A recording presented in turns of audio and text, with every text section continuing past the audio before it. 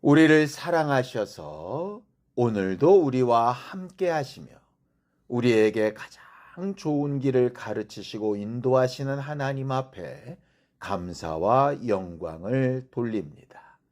이 예배 가운데 하나님의 깊으신 뜻이 우리 안에 잘 깨달아지게 하시고 우리의 모든 선택과 결정이 하나님의 기준 안에 칭찬받을 만한 것들이 되도록 도우시고 인도하여 주시옵소서.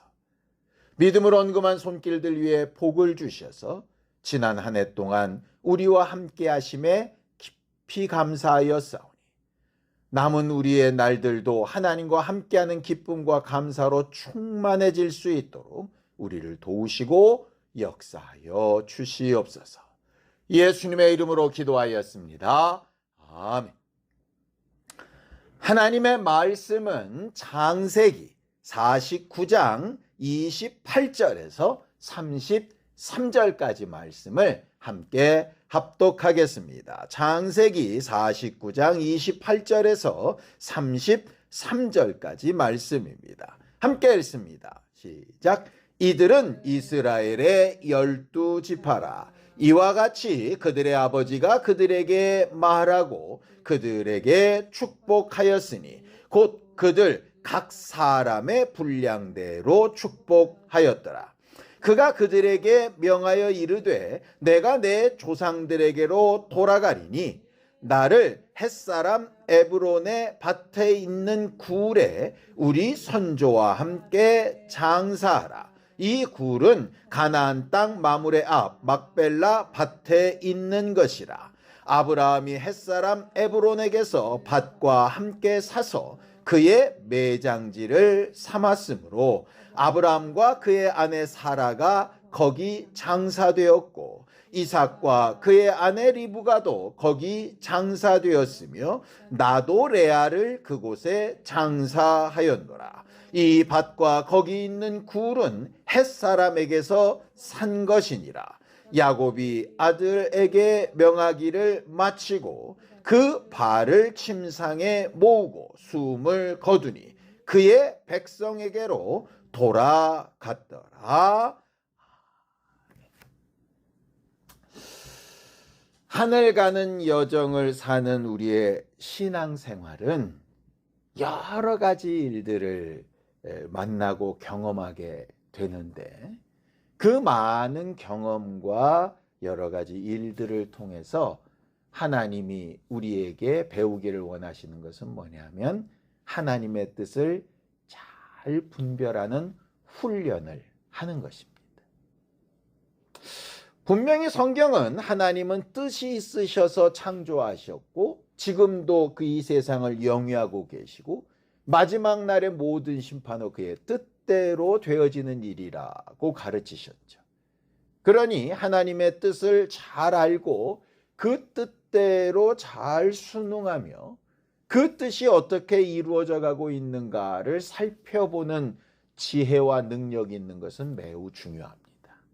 성경을 좀 보죠. 로마서 12장 2절입니다. 함께 읽죠. 시작. 너희는 이 세대를 본받지 말고 오직 마음을 새롭게 함으로 변화를 받아 하나님의 선하시고 기뻐하시고 온전하신 뜻이 무엇인지 분별하도록 하라 라고 이렇게 되어져 있습니다. 분별력이 왜 중요할까? 분별력이라고 하는 게 뭡니까? 무엇이 더 좋은지, 무엇이 나쁜지, 무엇이 옳은지, 무엇이 그른지 이것을 구분할 수 있는 기준을 세우는 거 아니겠습니까? 우리가 우리 아이들에게 학교 공부를 시키고 좋은 교육 환경을 만들고 그 아이들에게 좋은 습관을 들여주려고 매우 노력하고 힘씁니다. 많은 돈을 들이기도 하고 굉장히 훌륭한 선생님들을 붙이기도 하죠. 그렇게 가르치고 배우게 해서 결국 뭐 하려고 하는 겁니까? 그 아이가 올바른 선택을 제대로 잘하며 살아서 그의 삶이 의롭고 선하고 온전하기를 바라는 거잖아요. 도둑질하는 방법을 배우거나 거짓말 잘하는 방법을 가르치려고 하는 거 아니지 않습니까? 우리가 하나님의 말씀을 읽고 듣고 설교를 하고 또 이렇게 예배 시간에 은혜를 나누고 하는 이유가 뭐냐? 결국은 그 분별하는 기준을 세우려고 하는 겁니다. 세상 사람들이 말하는 흔히 가치관이라고 하는 것, 아니면 어떤 일을 하는 사람이 그 자기 철학이 있어야 된다라고 하는 것, 그게 다 판단 기준을 얘기하는 거거든요. 결과적으로 우리가 말씀을 읽고 경험하고 하는 것은 하나님의 뜻이라고 하는 그 기준을 잘 세우고 정리해서 우리가 어떤 말을 하든 선택을 하든 결정을 하든 제대로 된 것, 옳은 것, 하나님이 기뻐하시고 온전하게 생각하시는 것에 가깝게 하려고 애쓰고 노력하는 겁니다. 세상은 올바르게 잘 배워놓고도 실제적으로 적용하는 데서 엉망진창으로 하는 경우들이 있지요. 신앙생활도 그런 경우들이 있습니다. 말씀은 잘 배워놓고 실제 삶과는 전혀 상관없이 사는 경우들이 있습니다. 무의미하죠. 결국 얼마나 잘 배워서 배운 걸 얼마나 잘 삶에 적용시킬 거냐 하는 것이 세상 사는 데서도 성공적이다 아니다를 판단하는 기준인 것처럼 신앙생활도 마찬가지입니다. 문제는 우리가 배우고 익히고 세운 그 판단 능력이 과연 정확하냐, 온전하냐 하는 것에 문제가 있는 거죠. 왜냐? 하나님의 말씀을 다 알지 못하고 하나님의 마음과 생각을 다 알지 못하잖아요. 세상의 것도 마찬가지입니다. 나름 지식과 지혜와 철학을 가지고 가치관을 가지고 살아왔다고 하는데 세상이 그대로 있으면 모르겠는데 세상이 또 막 바뀌니까 내가 옳다고 생각했던 기준이 흔들릴 때가 막 있지 않습니까? 결국 우리는 올바른 기준을 잘 세워서 좋은 판단을 하고 싶어 하지만 실상은 그 한계들이 존재하기 때문에 문제가 생길 수밖에 없습니다. 또 하나는 성경에 보면 어떤 경우는 너희는 도대체 그런 판단이나 분별을 할 능력이나 자격조차 안 된다는 말씀이 있는 것 같아서 그런 말씀을 읽다 보면 그런 분별이나 그런 기준을 세우는 것이 무슨 의미가 있나? 라는 생각이 들 때도 있습니다. 성경을 한 군데 읽을까요? 야고보서 4장 11절에서 12절입니다. 함께 읽죠. 시작. 형제들아 서로 비방하지 말라. 형제를 비방하는 자나 형제를 판단하는 자는 곧 율법을 비방하고 율법을 판단하는 것이라. 내가 만일 율법을 판단하면 율법의 준행자가 아니요 재판관이로다. 입법자와 재판관은 오직 한 분이시니 능히 구원하기도 하시며 멸하기도 하시느니라. 너는 누구이기에 이웃을 판단하느냐라고 이렇게 말하죠. 이 말씀만 보면 네가 뭔데 판단하고 선택하고 결정하고 그렇게 할 수 있느냐. 오직 그거 하실 수 있는 분은 하나님 한 분밖에 없다. 이렇게 이제 성경은 말하고 있는 것 같아요. 그러니까 이 말씀대로만 보면 야, 우리가 무슨 판단을 하고 분별을 하냐. 그냥 하나님이 주신 대로 그냥 순종하며 살면 되는 거지. 마치 운명론처럼 그렇게 살아야 되는 것이라고 생각하기가 쉽습니다. 그런데 말씀을 잘 보면 그 야고보서 말씀은 누구에 대해서 판단하지 말라는 거죠? 남에 대해서 판단하지 말라는 겁니다. 이 말을 뒤집으면 네 자신에 대해서는 판단하라는 얘기입니다.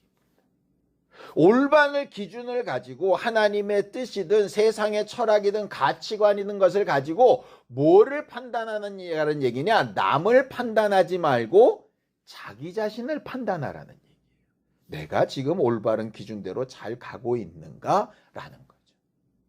우리는 근데 대부분 자기가 세운 기준을 가지고 자기를 잘 판단하기보다는 대부분 남을 판단합니다. 근데 재밌는 것은 그 사람은 그 사람만의 가치관과 철학을 가지고 있을 수 있다는 거예요.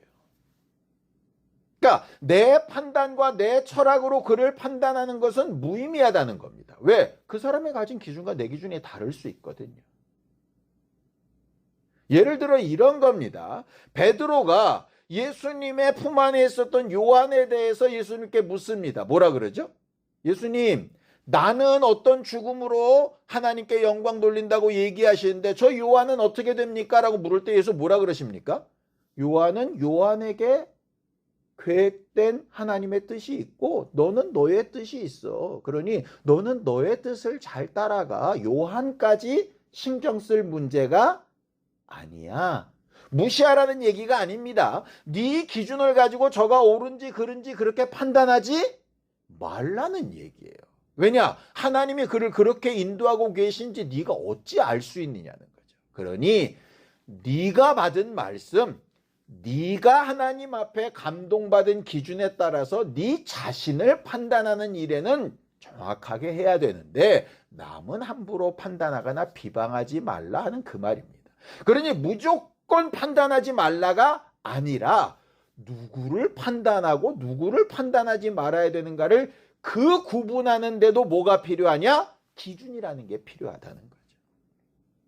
야고보서 말씀을 보면 그 기준 가운데 하나를 뭐라고 얘기하고 있느냐? 율법 이렇게 이야기합니다. 이 세상에서도 죄인이냐 죄인이 아니냐를 판단하는데 법으로서 판단을 하죠. 그것처럼 하나님 앞에 의인이냐 아니냐 옳으냐 그르냐를 판단하는데도 율법으로서 판단을 하게 되어져 있습니다. 율법에는 수없이 많은 조항이 있습니다. 누구는 600 몇 가지가 있다고 그러고 누구는 1000 몇백 가지가 있다고 그러는데 그 가지수의 중요한 문제가 아니고요. 수많은 조항들이 있습니다. 그런데 그 수많은 조항들을 잘 모아서 결과적으로 그 많은 조항들을 통해서 하나님이 가르쳐주고 싶은 게 뭘까라고 하는 것을 묻는다면 이렇게 되어져 있습니다. 레위기 10장 10절에서 11절입니다. 함께 읽죠. 시작. 그리하여야 너희가 거룩하고 속된 것을 분별하며 부정하고 정한 것을 분별하고 또 나 여호와가 모세를 통하여 모든 규례를 이스라엘 자손에게 가르치리라 라고 이렇게 되어 있습니다. 율법의 가장 중요한 기능 중에 하나가 뭐냐? 속되냐 거룩하냐 정하냐 부정하냐 라고 하는 것에 뭐를 가르친다? 기준을 가르친다는 거예요. 그러니까 음식 같은 경우도 이건 먹어라 이거는 먹지 말아라 행동은 이건 해라 이건 하지 말아라 이런 것들이 수두룩빽빽하게 율법에 있지 않습니까? 사람들은 다 그 조항을 외우려고 그러는데 성경에서 말하는 율법이 말하는 것은 뭐냐면 그 모든 것을 판단하는 기준을 누가 주셨냐? 하나님이 주셨다 이 얘기입니다. 그러니까 뭘 먹어라 말아라 보다도 먹어라 말아라를 정하신 이가 누구냐? 하나님의 기준에 있다는 거예요. 그러니 네 기준으로 네 취향대로 선택하지 말고 하나님의 기준에 맞는가를 생각해라 라는 거죠. 그러니까 율법을 통해서 우리에게 가르치고 싶으셨던 건 뭐냐면 하나님의 기준을 알고 그 기준을 염두에 두고 판단해라 라는 거예요. 복음은 뭡니까? 창기, 세리, 문둥병 환자, 세상 사람들을 볼 때 저주받고 죄인이라 그러고 함께하지 못할 사람들이라고 손가락질 하지만 예수 그리스도라는 기준 안에 들어오면 의인이 되고 하나님의 자녀가 된다. 그게 복음의 기준이잖아요. 아무리 잘나고 종교 지도자고 성경을 많이 읽었고 썼고 어마어마한 이적을 일으킨다 하더라도 예수의 기준에 맞지 않으면 다른 말로 예수 믿지 않으면 그의 모든 수고가 헛것이 된다. 그게 하나님의 기준이잖아요. 결국 우리의 판단 기준은 부자가 복받은 것 같고 두렙돈 내는 과부가 저주받은 것 같지만 하나님의 기준에서 보면 부자보다 두렙돈 낸 과부가 훨씬 더 복되다. 이 기준이 전혀 다르지 않습니까? 결과적으로 네 기준으로 살 거냐? 예수의 기준으로 살 거냐? 하나님의 기준으로 살 거냐? 세상 사람들의 기준으로 살 거냐를 구분하는 게 하늘 가는 여정 동안 살아가는 일의 가장 중요한 배워야 될 포인트이고 살아가야 될 기준이 되는 일이라는 거죠. 그러니까 우리 스스로한테 물어봐야 됩니다. 나는 어떤 기준으로 살아가고 있는 사람인가? 물론 말은 말씀, 하나님의 뜻, 뭐 이렇게 이야기하지만 실질적으로 내 삶의 기준이 뭐가 되고 있는가는 생각해 봐야 되죠. 우스갯소리로 이런 말이 있습니다. 한국 남자들은 대부분 다 자기가 매우 진취적이고 개방적이고 과거 사람들보다는 훨씬 더 젠틀하고 그리고 사람들에게 훨씬 더 좋게 보이고 있다고 착각을 하면서 산대요. 왜 그런가라고 물어봤더니 그 기준이 누구냐면 자기 아버지라서 그렇대요. 그러니까 자기 아버지의 그 고지식하고 좀 일방적이고 자기 맘대로 했던 거에 비하면 자기가 굉장히 열려있고 대화도 통하고 괜찮은 사람이라고 생각한다는 거죠. 근데 웃긴 건 뭐냐? 지금 살아가는 사람들, 특별히 이성들은 그 아버지 시대를 기준으로 삼지 않고 드라마에 나오는 주인공들을 기준으로 삼는다는 거죠. 그러니 그 드라마에 나오는 굉장히 신사적이고 정말 여자들에게 잘하는 그런 남자들의 기준에서 보면 나는 굉장히 고지식하고 꼰대고 나쁜 사람인 겁니다. 그래서 그 간극을 해결할 수가 없대요. 왜? 나는 내 아버지를 기준으로 판단하고 있는데 내 아내는 훨씬 더 나은 사람을 기준으로 판단하고 있으니 그 간격이 엄청 넓은 거죠. 그러니 남자들이 계속 얘기한답니다. 야, 그래도 나만한 사람이 어딨냐 이렇게 얘기하는데 여자들 볼 때는 개코다 이러고 앉았는 거예요. 그러니 대화가 통하겠습니까? 기준이 다르면 전혀 대화나 교제가 불가능합니다. 사람만 그렇겠습니까? 하나님과도 마찬가지죠.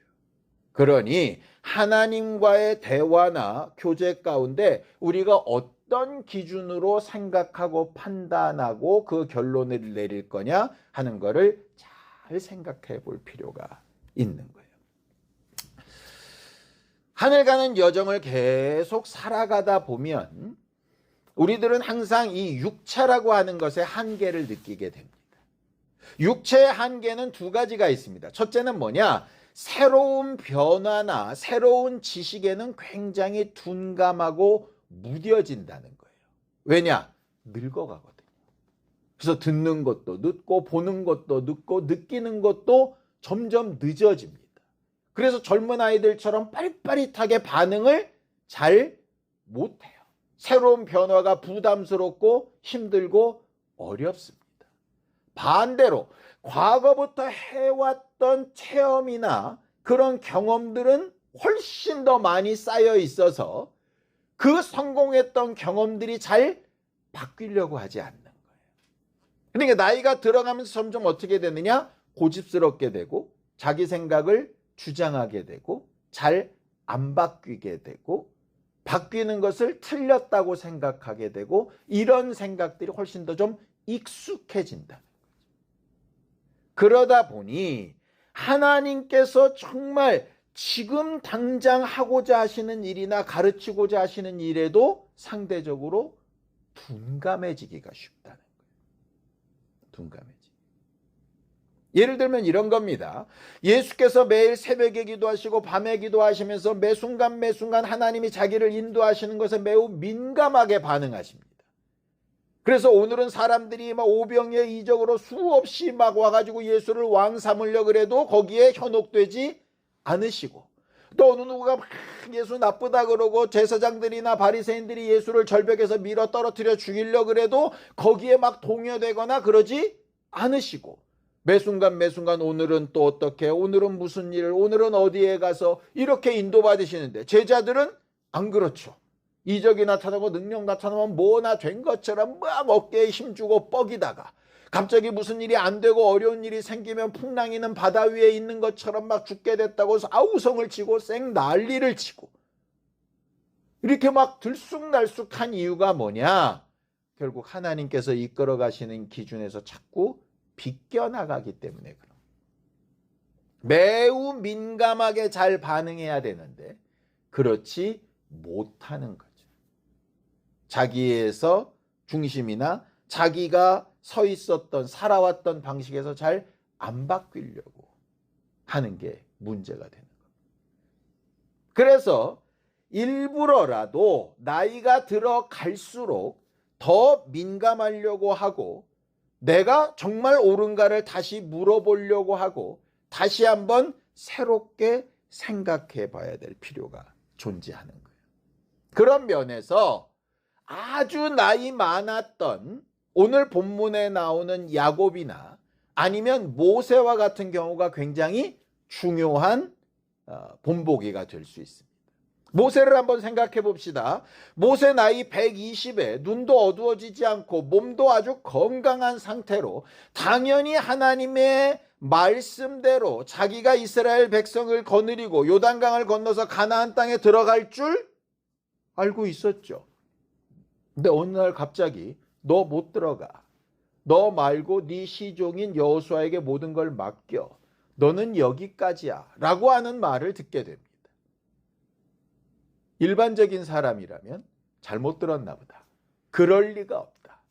나를 여기까지 인도하신 하나님이 어떻게 그러실 수가 있냐 부터 시작해서 나름 이런 생각 저런 생각 많이 할 수 있습니다. 물론 모세도 그랬었죠. 그래서 하나님 앞에 가서 앙탈을 부리기도 하고 기도하기도 하고 그건 아니라고 얘기하기도 하고 합니다. 그런데 결국은 어떻게 되죠? 나를 부르신 그이가 여기까지라고 하시면 여기까지가 맞다라고 결론을 내립니다. 여기까지니까 난 몰라. 이제 알아서 남은 사람이 알아서 해. 이렇게 하는 게 아니라 그럼 여기까지가 끝이라면 여기까지가 끝인 나는 뭘 어떻게 해야 할까? 그래서 여호수아를 높이 세우고 백성들 앞에 여호수아를 막 높이고 두둔하고 하나님이 하신 일을 더 잘 감당하려고 하고 자기에게 맡겨진다 마지막 순간까지 해야 될 일을 잘 감당하고 하나님 앞으로 돌아가게 된 모습을 보게 되죠. 오늘 야곱도 마찬가지입니다. 야곱이 그 마지막 숨을 거두기 직전에 했던 일이 창세기 49장에 기록되어져 있는데 이 야곱의 마지막 모습이 누구랑 아주 비교가 되느냐 하면 그 야곱의 아버지인 이삭과 매우 비교가 됩니다. 여러분 이삭을 한번 생각해 보세요. 이삭이 어느 날 눈이 어두워져서 내가 죽게 될 것 같다 라는 생각이 들어옵니다. 그러니까 내가 죽기 전에 내 자식들한테 잘 축복을 해야지 라고 이렇게 생각을 하죠. 그래서 누구한테 명령을 합니까? 에서한테 명령을 합니다. 가서 사냥을 해서 내가 즐기는 별미를 가져다 주면 그것을 내가 먹고 너를 마음껏 축복하겠다라고 이렇게 얘기합니다. 그때가 몇 세쯤 되냐? 117세에서 120세쯤 될 거라고 성경학자들은 계산을 합니다. 그의 사건들을 역순을 이렇게 해보면 한 120쯤 되었다라고 보통 이야기들을 해요. 근데 재밌는 게 뭔지 압니까? 창세기 기록에 이삭이 몇 세에 죽느냐? 180에 죽습니다. 눈도 안 보이고 문제가 생겼다. 나 죽을 것 같아. 라고 하고 나서 몇 년을 더 사냐? 60년을 더 삽니다. 그럼 뭡니까? 정작 유언해야 될 때는 60년 후인데 괜히 자기 육체나 자기 생각에 빠져가지고 나 죽을 것 같아. 빨리 해야 돼. 이런 조급증이 생겼다는 거 아니겠어요? 그 조급증의 결과가 어떤 일이 나타나느냐? 이렇게 나타납니다. 자, 창세기 27장 22절에서 23절입니다. 함께 읽죠. 시작. 야곱이 그 아버지 이삭에게 가까이 가니 이삭이 만지며 이르되 음성은 야곱의 음성이나 손은 에서의 손이로다 하며 그의 손이 형 에서의 손과 같이 털이 있으므로 분별하지 못하고 축복하였더라 라고 이렇게 되어 있어요. 뭐죠? 목소리를 들으니까 야곱인데 손으로 만지니까 에서같이 털이 있더라. 그러면 뭡니까? 야곱일 수도 있고 에서일 수도 있잖아요. 그럼 제대로 축복을 하려면 이게 야곱인지 에서인지 확증을 한 다음에 해야 되잖아요. 그런데 분명히 의심스러운 상황이 벌어졌음에도 불구하고 뭐라 그러느냐? 에서가 맞을 거야. 자기 생각대로 믿고 싶은 대로 조급한 마음에 그렇게 하는 거예요.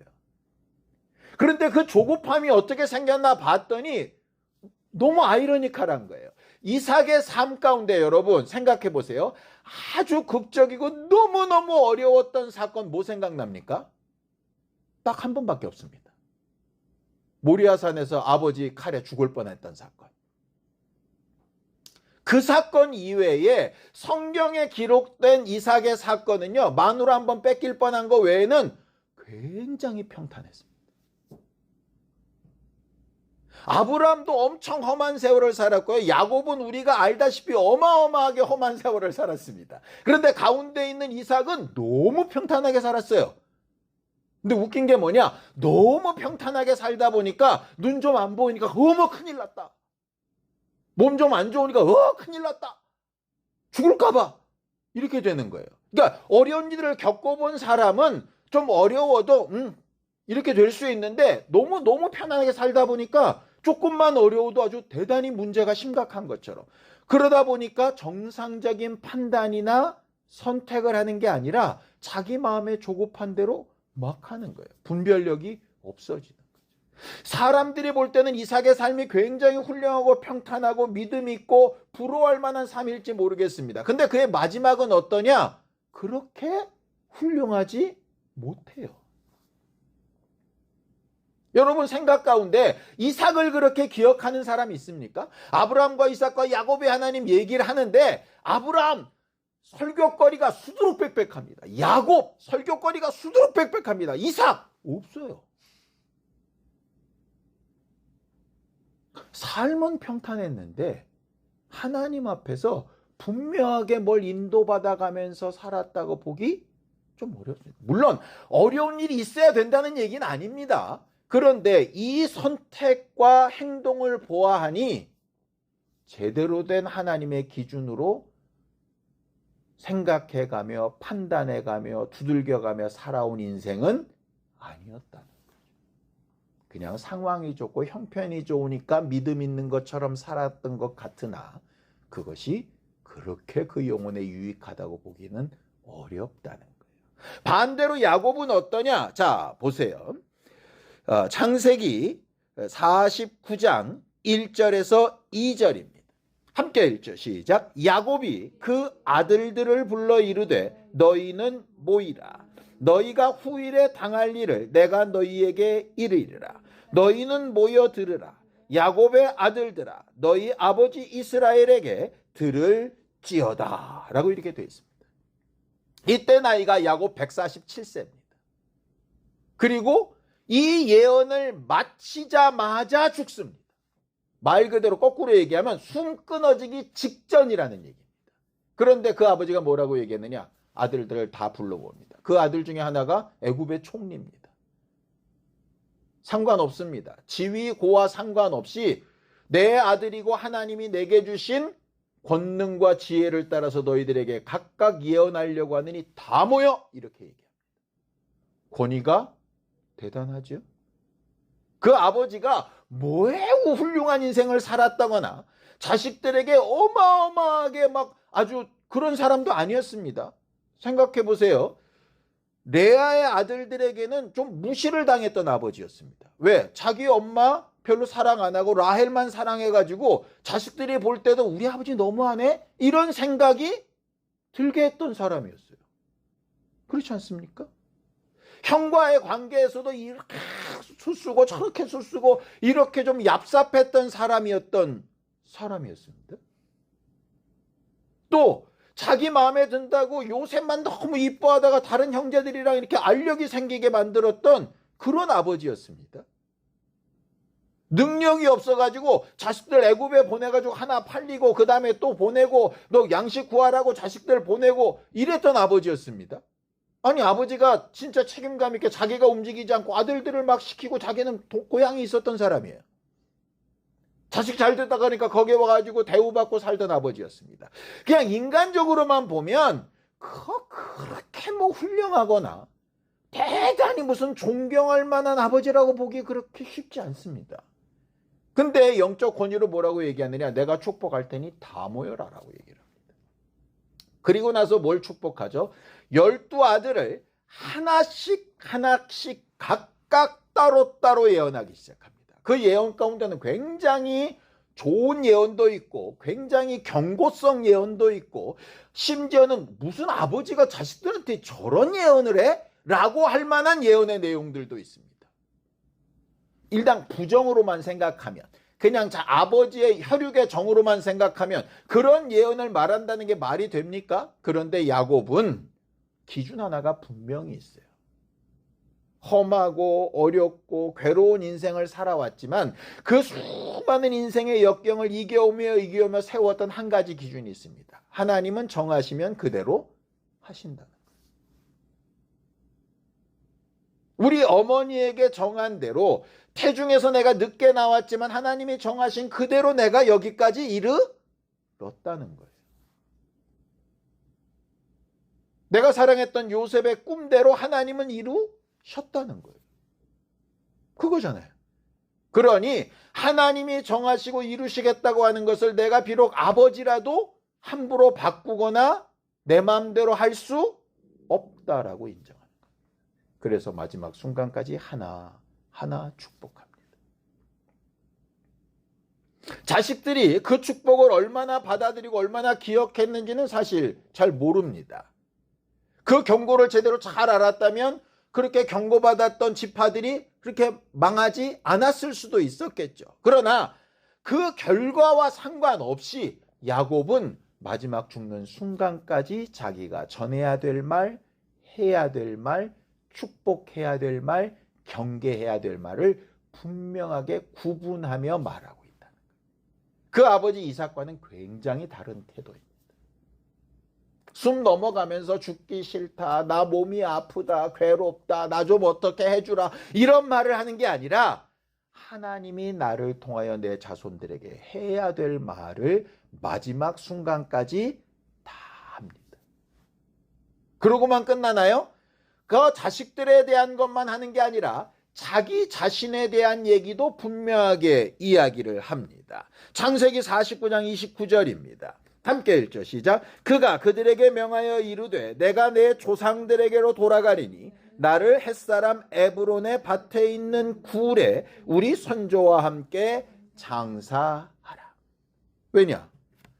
하나님이 우리 조상 아브라함에게 이 땅을 너와 내 자손에게 주겠다고 약속하셨기 때문에 지금 애굽에서 총리의 아버지로서 호의호식을 하며 이렇게 큰 장례와 좋은 매장지를 줄 수도 있지만 내 기준은 그게 복의 기준이 아니라 하나님이 약속하신 그 자리로 돌아가는 거야. 남들이 볼 때는 그저 밭 한켠에 있는 굴에 불과하지만 그것은 분명한 대가를 주고 하나님이 허락하셔서 우리 조상들에게 약속하신 말씀대로 이루신 터전이 있는 곳이니 나를 반드시 그곳으로 데려가야 돼. 나는 거기까지 직접 돌아가지 못하지만 내 후손인 너희들이 나를 반드시 그렇게 해줘야 돼 라고 자기 자신에 대해서 돌아갈 길과 해야 될 일을 너무나도 분별하며 말하고 있다. 저는 이 모습을 보면서 그런 생각이 들었습니다. 우리 모두 다 언젠가는 이삭처럼 또는 모세처럼 또 야곱처럼 우리 인생의 마지막을 맞이할 시간이 올 겁니다. 그게 침상이 됐든 병원이 됐든 어떤 상황이 됐든 그건 모르겠지요. 그런데 그 마지막 모습이 하나님 앞에 어떨 것인가? 하나님 앞에뿐만 아니라 내 사랑하는 자녀들 앞에 나는 어떤 모습으로 떠날 것인가? 구차하고 비굴하고 아니면 통증에 매여서 끙끙거리며 살고 싶다고 막 그렇게 하는 모습으로 남을 것인가? 아니면 하늘 가는 여정이 눈앞에 있으니 내 수고가 다 마쳤다. 나는 이제 수고를 마치고 가지만 너희들은 남은 인생 그 수고를 내가 경험했던 그 하나님의 기준으로 너희도 잘 살았으면 좋겠다라고 제대로 축복하고 제대로 권면하고 제대로 경고하고 사랑한다 말하면서 그렇게 떠날 모습으로 떠날 것인가? 물론 그게 우리의 의지대로 안 될 수도 있죠. 우리는 연약하니까. 우리 의지대로 안 될 수 있으니 뭐 해야 되겠습니까? 당연히 우리의 마지막을 기도해야 돼요. 이 땅에 살 때 어디 살게, 뭐가 되게, 이 일이 어떻게 되게 그것만 기도할 게 아니라 언젠가 누구도 피할 수 없는 마지막 모습을 기도해야 되지 않겠습니까? 저는 기도하는 것이 마지막 내가 숨이 끊어지는 그 순간에 야곱처럼 됐으면 좋겠어요. 내 사랑하는 아들과 딸에게, 그 자손들에게 내가 마땅히 축복해야 될 것과 가르쳐야 될 것과 경고해야 될 것과 부탁하고 권면해야 될 것을 충분히 내가 축복하고 평안한 모습으로 하나님의 부르심을 받는 그 아름다운 모습을 남기고 떠나면 참 좋겠다라는 생각을 하게 됩니다. 그런 복이 있기를 정말 간절히 사모합니다. 우리가 하늘 가는 여정이 언제 끝날지 아무도 알지 못하지만 그 마지막을 제대로 준비하며 기대하며 소망하며 꿈꿔볼 수 있는 믿음이 있게 되기를 예수님의 이름으로 축원합니다. 우리가 그 나라에 가서 새 하늘과 새 땅에서 면류관을 받아 누리는 것도 꿈꿔야 되고, 이 땅에 살아가면서 하나님이 일하신 수많은 간증거리를 남기기 위해서 기도하고 꿈꾸는 것도 필요하지만, 우리의 마지막 순간 그 영적 분별력이 흐트러지거나 사그라들지 않고 명확하고 분명하고 더 확실하게, 마치 십자가상에서 정말 고통과 물과 피를 다 쏟는 그 아픔 가운데서도 하나님이 하라고 하신 그 말씀 7가지를 또박또박 다 마무리를 지으시고 다 이루었다 하셨던 예수처럼 우리의 마지막 모습도 그렇게 영적 분별력이 분명해지기를 예수님의 이름으로 축원합니다. 그런 꿈과 소망이 있는 우리 모두가 될 수 있도록 함께 기도하시겠습니다. 하나님 아버지, 하나님께서 우리 모두를 도우시고 인도하셔서 하나님이 언젠가 우리를 부르시고 나와 함께하자 하실 그날에 하나님 앞에 그 마지막을 잘 준비하는 심령들이 되게 하여 주시고, 담대하며 하나님이 우리에게 가르치시는 지혜와 기준을 잘 생각하여 가르치고 권면하며 그 기준에 합당하게 생활도 하고 결정도 하고 판단도 할 수 있는 영감 있고 신령한 교회들이 다 되도록 우리 모두를 도우시고 인도하여 주시옵소서.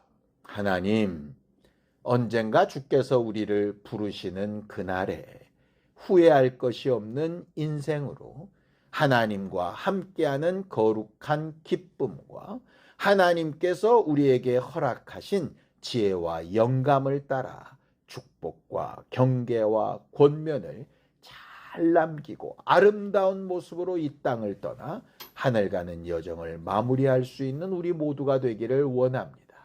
한 해를 마무리하는 시점에 잘 준비된 교회들이 되어져 가기를 원하오니 우리를 도우시고 역사하여 주시옵소서. 예수님의 이름으로 기도하였습니다. 아멘.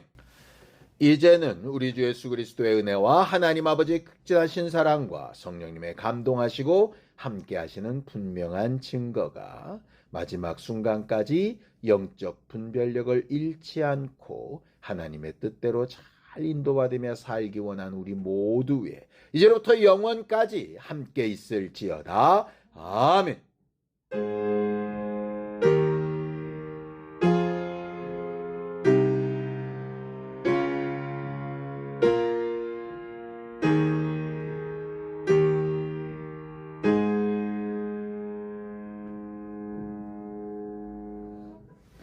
우리 삶의 끝까지 영적 분별력을 잘 세울 수 있는 지혜로운 우리 모두가 되기 바랍니다. 수고하셨습니다. 감사합니다.